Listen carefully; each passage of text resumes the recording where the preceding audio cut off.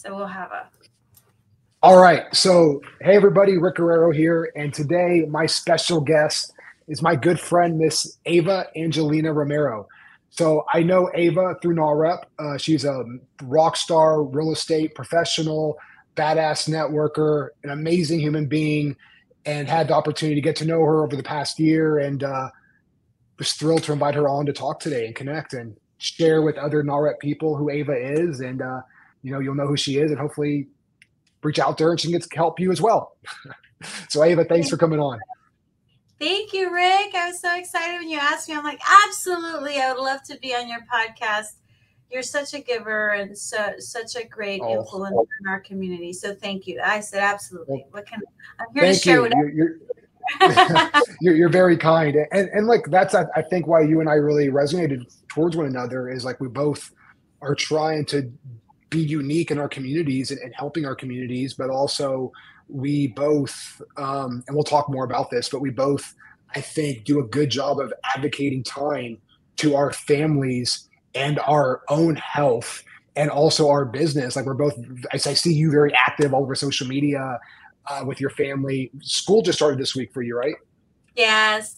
I have a preschooler. I have grown kids, and now I have a preschooler all over again after years, and it was amazing. He started school this week, so it was quite emotional, but amazing to get back to our routines and stuff. So yeah, we started school Monday.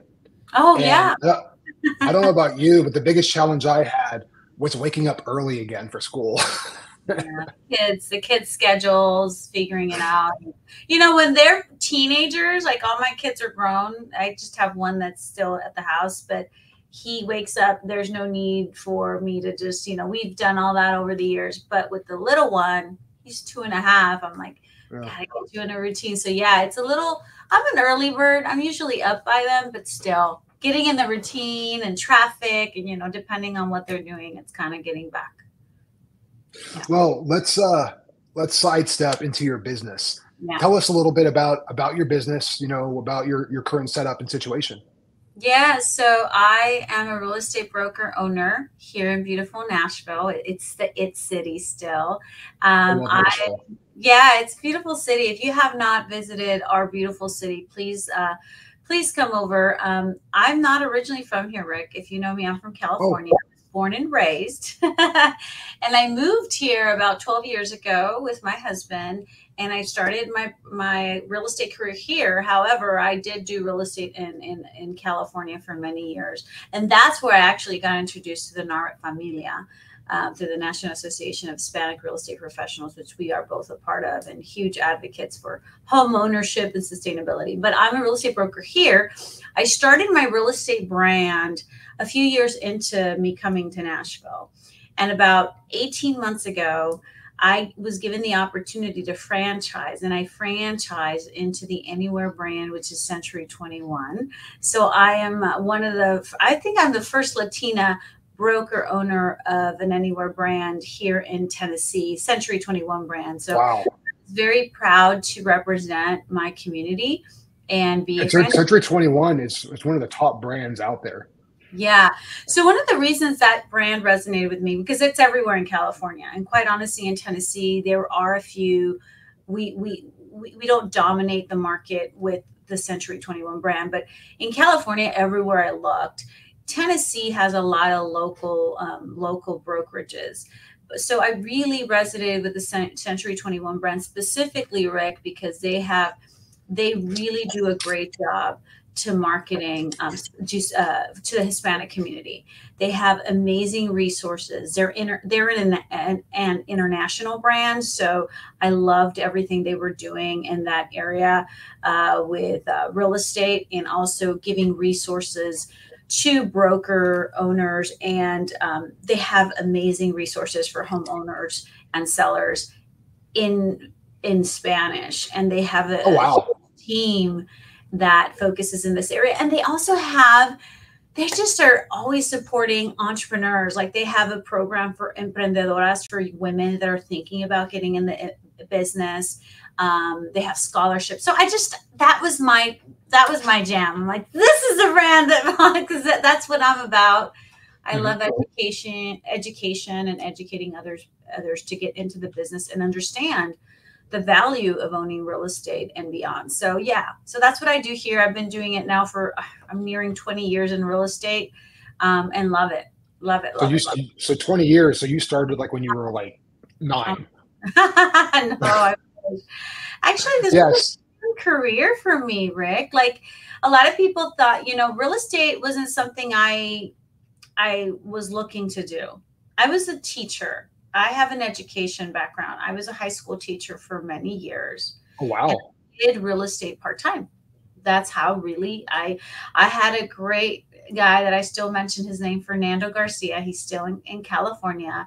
He was helping me sell my property, and he saw that I was a teacher, and he said, "Have you thought about real estate?" And I go, "No, never. I don't like to talk to people all the time. I like to talk to teenagers." And he's like, "I think you would be good in the business."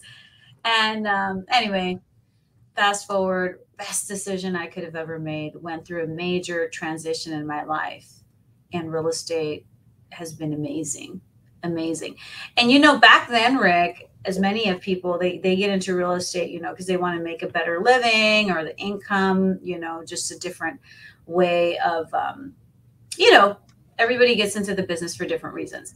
For me, it was really out of need at that time, the opportunity and need. Shortly after, I realized the power of real estate, and a lot was attributed also to my network to NAREP and what real estate could do for families. And I was sold. And that's really what's kept me in the business, is the opportunity, but really helping people build generational wealth through real estate. So, And I definitely want to talk about your contributions to that and generational wealth and why it's important to you. But going back a little bit, so if I heard you correctly, you started the brokerage, your own brokerage, about 18 months ago, right? yeah, First, I was independent and franchised. Yeah. Yeah. so in the past 18 months, like we all have different seasons in this business, right? Like when you and I first started, when I was first an originator, I was trying to get loans so I can originate them. When you first got into real estate, you were trying to get buyers or sellers so you could buy or sell homes, right? And then you transition to a leadership role and things shift. Your activities shift, your challenges shift, your headaches shift. So Everything changes. The challenges change. Yeah. challenges change. So talk to a little bit about like what you've been focused on the past 18 months and some of your successes. So because I was very small, Rick, thank you for sharing. As you know, we have a lot of the similar challenges. Yes. Now that I was a very small team, me, my assistant, another buyer's agent. And when I franchised, I really decided to level up in the sense of like growing my brokerage, growing my team. I have a huge passion for mentorship and coaching. And as a broker owner and a team lead, it's very hard to do everything really well. So Yep. this year, my focus has been really building up a very strong team so I could step away into more of my broker owner role, which is really because I love, I love pouring into people. I believe in developing leaders. You and I will not always be here, right? There's only a certain amount of time. And I feel like if I can pour into young people or people that are thinking about a second career and getting into real estate, that is probably my forte. That is what I love to do. So that's what I'm focusing on doing. I'm building a strong leaders within my team so they can go out and grow in their businesses, hopefully become better leaders too, because we need representation in various areas. But yeah, so I've been focused more this year. The 18 months is really developing good systems. I've relied heavily on a lot of my familia and RF to help me develop strong systems, develop stronger leadership skills so I can pour into my team and I can move into more of a broker owner and then just focus on coaching. That's really what I love to do, coaching and mentorship within my team and really recruiting talent that people that want to get into the business, love the business, love teaching homeowners how to buy your home and how to build generational wealth. That is a huge passion of mine. So that's been my focus, building leaders within my company so I can, get away from the team lead role and focus more on that. It's wonderful. And I love a lot of the stuff you said. I was taking notes on follow-up questions because you're just putting out such great info. Now, I know you, I know your background. I know to me, you're an inspiration. You're very inspiring. And for those of our listeners or watchers that don't know you as well, what are some of the activities that you do to improve yourself as a leader? Because I know that, in this season, you're trying to be a better leader to your people, you pour into them, but there are certain things I'm sure you do or read or watch to help you become a better leader. And what would you say those are? So I definitely have a meeting with myself every morning. I have a couple of things I do, and I loved David Goggins because he said in his book, if you haven't read his book, meeting with myself, Eva, focus. Like I have my vision board right in front of me. I have my goals in front of me. I try to remember every day, Eva, what your path is, right? What is your goal? What is it? What do you want to achieve today? But really, is this aligned with my overall purpose? Is this really aligned? Because I was a type of person, Rick, that would say yes to a lot of things. And I'm, yes. Because I love to We're give. Givers. Yeah, we're givers want to help. Yeah. And that's great. But I think these last 18 months, 2 years for me have been really focusing on why I'm doing what I'm doing. And is this a hard yes in my heart, and focusing. So I have meetings with myself. I have my goals written out, and I really, truly am always about mindset. Like I'm always reading something. I'm always listening to something every morning. It's kind of my routine because I do think that whatever energy I bring into the world is what I'm going to get back. So if I'm not in the good space from the very beginning, I'm probably not going to, connect the same way with my team and the people that interact with me that day.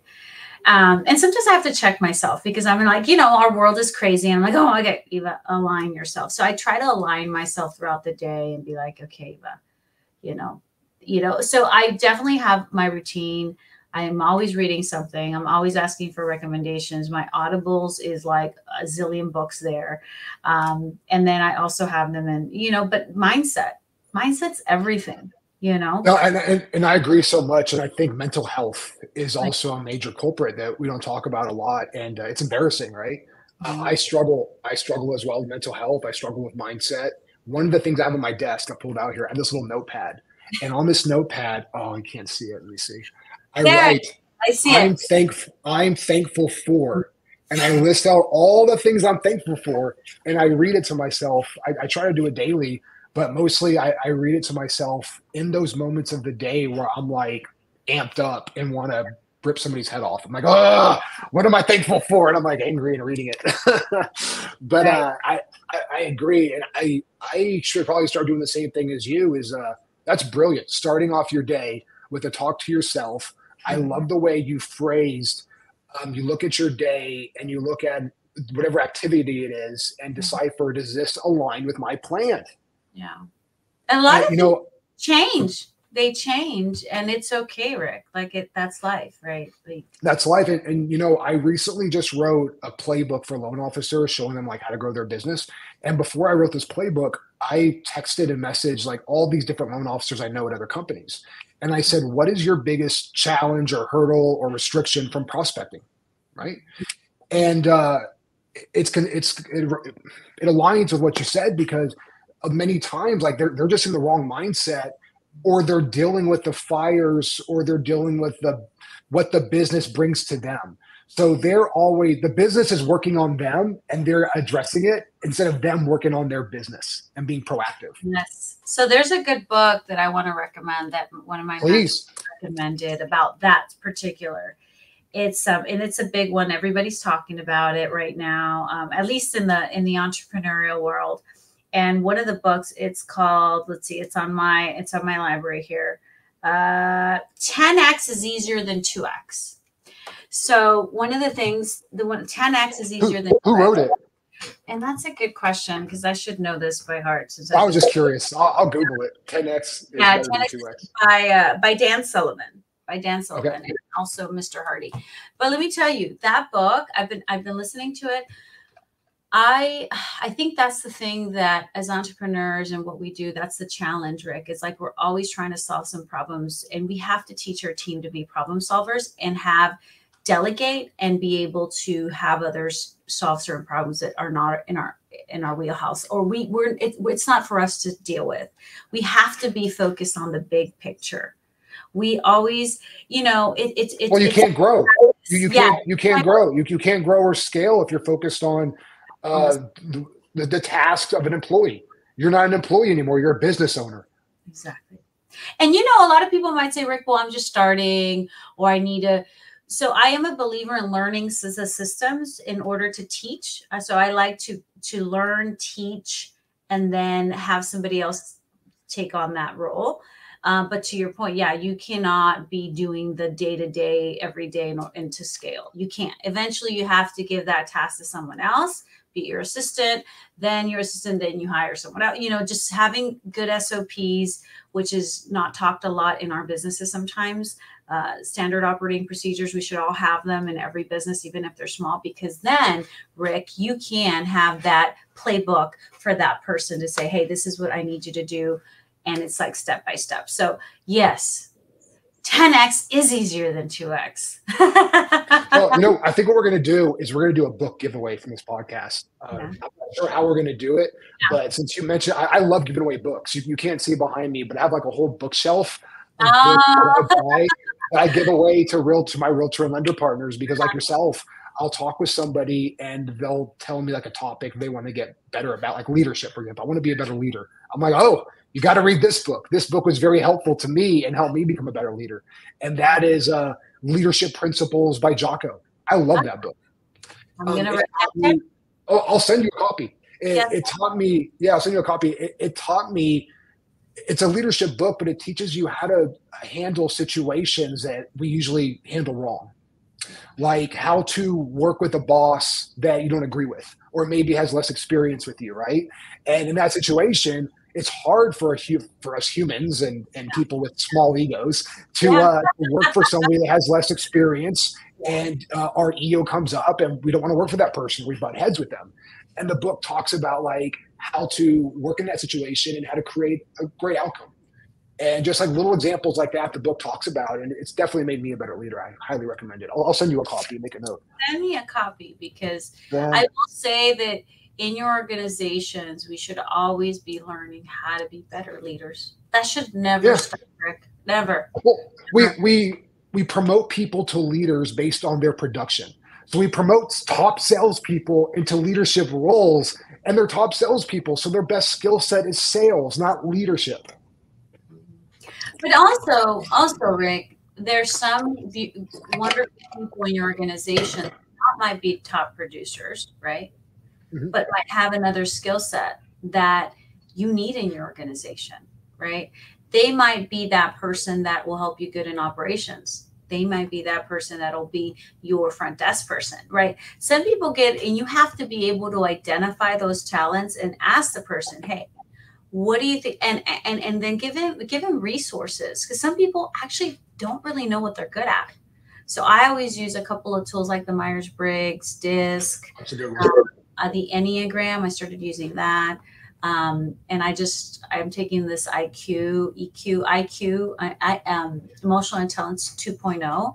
And I started doing that because a lot of times, you have to know your strengths and your weaknesses to know what you can thrive and do. Not everybody's good at everything. And you know that. No, I had a manager on my team a while back, and I'm the type of leader where how do I say this? I'm not going to micromanage anybody. It's autonomy. Do your job, do your business. If you need help, I'm here. I'm the type of leader where I'm here to help and support. So one day, this leader was not great at a particular task. And after 9 months, I brought it up to him. Like, I'm just curious, dude, like, you like to do this task on your own. Like, why don't you get help? Like, because you're not great at it. Yeah.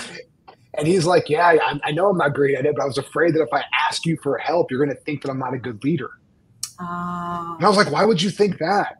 He's like, because I'm weak in an area. I'm like, dude, being a good leader means you recognize where you're weak and you outsource it, or you get help in that. You should never be afraid to ask for help in areas where you're weak. I agree with you. And but it takes time, because I didn't realize that, even I didn't realize that. I knew what I was good at, people connecting, I have a lot of, but I'm not good with details and operations, and I literally just realized that I'm not a good operator, like as far as like the little things. I'm a big picture person. I'm not a little person. Yeah, And that's okay. That doesn't make me, but I think a lot of people, to your point, they do feel like, oh man, I must not be good at this, so they're afraid or don't want to say anything about it. Yeah, you're right. There should be no in that. Yeah. I think you and I are similar in the sense that we're both dreamers. Like, we both want to dream and accomplish big things, but we also want to bring our team with us. We want to lift them up as we grow and find success, because we don't want to be there by ourselves. There's no joy in that. I think that I love seeing people thrive, and taking yourself out of the equation, helping people grow. And it's really not about you. It's about that person, and helping them grow and seeing them thrive has been definitely one of the, even my clients, like when you see that client that's buying their first home and you're like, yes, a win. But then they come back to you, Rick, and they're buying their investment property. You're like, yes, those now they're building wealth. Those are the wins that I'm like, this is what it's about. I just had a client that yesterday. Have you ever read the book Building a Story Brand? No, I haven't, but it sounds like a great book. Another one. List to send you. Yeah, and I'm telling you, it's incredible to see those stories. Well, this book, girl, you're going to love it. It's going to change your whole world. So basically what it talks about, it's also going to ruin movies for you. After you read this book, you can never watch a movie again, because you're going to know what happens. But basically what the book talks about is, like you and I, for example, in our profession, we are not the hero of the story. The hero is the people on our team that we're trying to guide. So the book talks about, like, stop trying to be the hero, focus on being the guide and helping others. So if you look, have you seen the movie Star Wars? No. And I'm like, oh my goodness, have you not seen Star Wars? I know you were going to say that. I'm not a movie person. I know I'm more of a book person, which I'm not saying. I just your time is like, but I tried to see half of it, and then I just ended up, I get easily distracted. Well, there's like 10 different movies, but my kids are into that, especially two of them. They love Star Wars, and I'm a big like biography, documentary type of person. Gotcha. But I know there's a lot of value to watching the series. I think I should watch it. I just feel like I'm not. Well, I was just going to make an example of the book. I mean, it doesn't matter. But the point of the book is like, so what movie have you seen? Like, what's your favorite movie? Oh, the one right now that I saw that is really, really good is, gosh, what is it called? It's based on a real story. Of course, it's going to be based on a real story. But Gary Acosta just wrote a blog about it. Our mentor, a good friend, Gary, wrote about it, and it's called. And let me get it, because you guys have to watch it. It is called. Let's see. What's the movie? I can't go without telling you guys about this movie. But please. It's a great movie. It's a great movie, and I didn't even know it was out there, but it's #1 on Netflix right now. And let me see which one it is. #1 movie. Yeah, find out. And it's about this gentleman that was in the military and is a golfer. And I cannot believe I don't remember the movie, but I'm fairly bad with. So I'm looking at the top 10 movies on Netflix. This has got to be the wrong list, because this is not it. Number one is Saving Bikini Bottom, the Sandy Cheeks movie. Number 2 is Paw Patrol. Number 3 is Don't Breathe 2. So maybe there's another list. Maybe it was like top 10 for the month or something. Maybe this is weekly. It was actually one of the top ones. At least it was. It is a movie. It's not like a documentary, but I'm gonna have to find Gary's blog now. Yeah, blog. I know it's here. It's called. But I'll tell you. It's called. Gosh, The Long Game. The Long Game. I love that movie. Movie. And so I haven't seen that movie yet, but I imagine the plot of the movie is the main character is on a journey and probably currently struggling on that journey. And in the movie, he somehow meets somebody that helps him get over that hump and continue his journey, right? Yeah. Yeah. That's the plot of all movies. And that's what the book talks about, is being that person to help them get over the hump. Oh, I love that. Yeah, you're gonna love this book. I definitely need that book, because I think that's what we do even in our families' lives. And it's good to, Oh yeah. You're saying the book says, you're just that person helping them get to that next. Yeah, they're the hero. So, because a lot of times, even in a marriage, like for example, like every marriage is a little bit different. But in my marriage, I want to be the hero. So like sometimes I'll tell my wife, like, you left this out, you left that out, you left that out. Well, once I change my perspective to she's the hero and I need to be there helping her and guiding her, I'm now, instead of me pointing out her deficiencies, I'm covering them up because I'm trying to help out. So it's just a different perspective, and it really helped me out a lot. Yeah. I think most men want to be the hero. I would like to think so, but I do think that's a beautiful thing. That although a lot of us just want to be heard, we don't want to solve the problem. That's true, but that's part of being the guy too, is like identify what your hero needs and help get it for them, right? And everyone's a little bit different. A good listener is definitely part of that. Being a good active listener and really knowing. But that's amazing. Thank you for the recommendation. Yeah, absolutely. So there's a few other things I wanted to get to, and like I have a hard stop in 10 minutes. I have a call at 1:15. But we talked about your desire and love for building wealth. Mm-hmm. So you are a NARP 10 certified trainer. Mm-hmm. And you do, and what made you decide to do that? And what do you love about the NARP 10? Well, the NARP 10, is aligned with my overall purpose. I realized when I started my career, you and I talked about it, like I got into real estate for, because I needed the money. I didn't really think about it as I think about it now. But then when the NARP 10 came out, I'm like, oh my goodness, I wish I would have known about this. And, I have them here. I mean, I carry them everywhere. I give it to my clients. But the principles, these 10 principles have really been aligned with my life. And I've learned from them. And I still have to grow in a lot of areas. But they really, really are aligned with, like I said, my overall purpose. And I want to teach my clients how to practice these principles, how it could help them build their wealth and more. It's not just about the money. It's about a lot of other things that, are very important. So I will say one of the ones that I've grown in a lot in the last maybe 5 years is becoming politically savvy, like really understanding policy and how that impacts. That was one of the things. Yeah, that was one of the things, because, I love to work out. I have a lot of other things that were easier for me than other principles.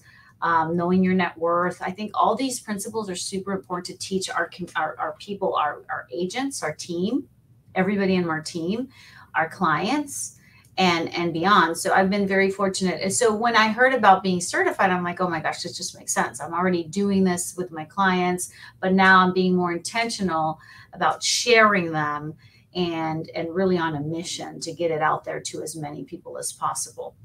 So now, are there 3 disciplines that are like your favorite, that resonate with you the most? Yes, absolutely. And I still look at them, but definitely, number 8 is one of my favorite, being physically fit. I think that might be your favorite too. I love training. I love working out. But to me, physically fit also means being mentally fit. Like that's the challenge for me, is the mental part. But I think the ultimate, what is it called? Like when you brag about your car or whatever, swagging, or what do they call that? I think flossing or flaunting. I think, what do they call it? Like the ultimate, to me, the ultimate floss or flaunt or swag is having a 6-pack. Yeah. To me, that's the ultimate. Yeah. It's nice to have, I will say. I go ups and I have my downs, but I love having a 6-pack too. But being physically fit to me is super important, because that does mean being healthy, meaning you're able to move, meaning health, because health without, wealth without health is meaningless. And that's the whole point of this principle. Yeah, I think it also showcases your discipline. Yes. because that health part, especially in our business, where we're always on the go. Like I have to meal prep every week, and I explain this to people, like how I every Sunday I spend half the day meal prepping, getting all my stuff ready, so that during the week I'm ready to go. Now, are you doing it? So I usually meal prep too. I usually meal prep, I especially if I'm doing a fitness show, which I haven't done one in a while, but I still meal prep to a certain degree. Now, the question is, do you meal prep as like you're just routine, or are you training for something No, specific? routine. Just routine. I'm training for life to keep my six pack. Like I am afraid of losing it. I, That's what it is. that's the whole, like my coach is like, why do you eat the way you do? Why do you do this? I'm like 100%. It's all how I look. I just want to, I've never had one my entire There's life. nothing wrong with that. Yeah. There's absolutely nothing wrong with that. I really believe that we are what we eat. That is literally, I mean, I know a lot of people that are fit that are not necessarily healthy. So you have to be very careful about that, especially in the fitness industry, But yes, that's one of my favorites. Another one is knowing your net worth and the value of your business is super So important. because that's something that I'm uncomfortable with sometimes, to be honest. I've always been a little uncomfortable with that. I've always have my CPA, my accountant, like they're the people, my numbers people, but it's important to know where you're at in order to scale either your business and even personally. Like that's something that thankfully my husband's really good at too, at our numbers and looking at our everything, like budgeting, all that is super important to know, because then if you don't measure, you How do you can't improve? Yeah. And I think, yeah, and number 10, principle number 10, and also the one being active in the lives of the people that matter, your family. Like at the end of the day, as I've gotten older, I'm like, you're creating all these beautiful things in your life, and what is the purpose of it? And it comes down to your loved ones, to your family, to your kids, so really investing in them. And I don't know, you're still young, but I know that a lot of times when our kids are younger. I think I'm older than you. I think I'm older than you. I feel like I just know that when I haven't been in my 30s in a long time, so I know I'm older than you. Anyways, we're young. What I was going to say is, like, you have young kids. When I was in my 20s, I was a teen mom with my first daughter, and let me tell you, Rick, I have regrets. Like I didn't spend that time, that quality time, because you're like, I'm trying to make it happen. I'm trying. And you know what? Work's always going to be there. You just have to be able to structure your time. I wish I would have spent more time with her. Now she's grown. I feel like your kids reach like teenagers and then they're gone, kind of, So it's so important to be intentional about your time. Invest in them, yeah. And I see people like you now and like other friends and peers on social media that are very involved in their lives and very involved with their children. And I do the same. I think I like to bring my daughter to work with me in meetings. I want to expose her to as much as I can, because I want her to see that she can accomplish anything she wants. We live in a world, we live in a country where anything you want is possible if you put in the work. I agree. And I think it's a lot more acceptable now too, Rick. Like when I was a teen mom trying to make it work, being a mom and working that was just kind of like, it was just very hard for me to navigate. Now I embrace motherhood. I'm like, this is what I was meant to do. You can be a mom and also be a business owner and also do these things. I might not be 100% at everything, but at least I'm trying to, and it's possible. You're living your best life. Yeah. And I think that's the biggest takeaway is like, you're not letting real estate control your life. You're not letting your family control. Like you're living your best life based on your goals, your values, your dream board, call it what you want, but you're leading your best life where most people, life is leading them. Yeah. Yeah. And let me tell you, I'm surprised still, Rick, to meet people that live that way. And it's not, Yeah. And one of the things you touched on that I think would be good to kind of wrap this up and end. One of the things you touched on is the competitions. Mm-hmm. Let's talk about that a little bit. Are you currently on a journey for that, or are you pausing? So I had on my calendar to be on a competition August 14th. However, I am not stage ready. And that was something I talked to my coach about. And I haven't been on stage for over 5 years now. I think I'm going on my 6th year. So, and then I had another baby, and I'm obviously trying to get back. And it's such a different thing to be like fitness and all health. I'm still that way. But whenever you get on stage, that's a whole different thing. So when you say on stage, there's people that are listening that have no idea what that means. So it's NPC. I do NPC shows, and it's fitness bikini shows. It's not like powerlifting or CrossFit, nothing like that. Right. But I do bikini competitions, and there's a whole story. Someday when I finish my book, I'll talk a little bit my journey with that. But it's it's really mindset for me. It's really challenging myself to be up there, uncomfortably being up there, and being able to showcase what my body can do at my age, because it's based on categories and based on how you look, muscle tone, muscle. It's just based on so many different things. So I hope to do it again. I think, like I said, it's really to hopefully inspire other people that anything's possible at any age. And also just like, you and I know fitness and discipline, like you said, the showcasing that it's possible. You being in a certain physical state, whatever you look like, is a representation of your disciplines daily, right? So if you have a six-pack, I already know you're probably eating pretty clean. Meat and vegetables, and lots of water. Exactly, but it's a science. If you look at how body composite, it's science. Everything I put in my mouth has a reaction to how it's going to look on my body. It's that simple. And people, when I did my first competition, people would ask me, Eva, how did you? And I go, honestly, it's literally me following this diet and this plan. And you can do it too if you have and the mindset. If you have the discipline, yeah. I have to run here, but in wrapping this up, I wanted to bring up your competition, because I think to me, it motivates and inspires me that you, business owner, mother, salesperson, counselor, and wife, right? And then you still make time to not just work out, but work out and have a goal for your fitness and competition. And like, you're not in your 20s. You go on Instagram and you see these young girls in their 20s that are doing that, and you showing that you can still do it at an older age, with a career, with a family, with a child, with a husband. I think you help so many women out there that make excuses because they don't see someone like them doing it.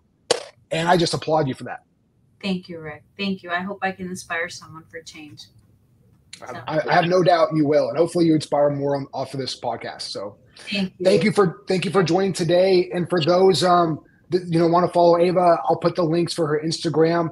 I'm also going to put the link to her blog. Is that what you call it, your blog? Yeah, where you share your stories. Yeah, I've read several of her stories. Eva's very transparent, opens up and shares her scars. Something that I am not comfortable doing yet, but maybe one day if I spend enough time with her, I will get comfortable. But no, she's very open and honest with her challenges she's had in her life. Yeah, absolutely. Thank you, Rick, again. And I hope to meet a lot of you soon. Have a great day, everybody. Thank you. Bye, adios.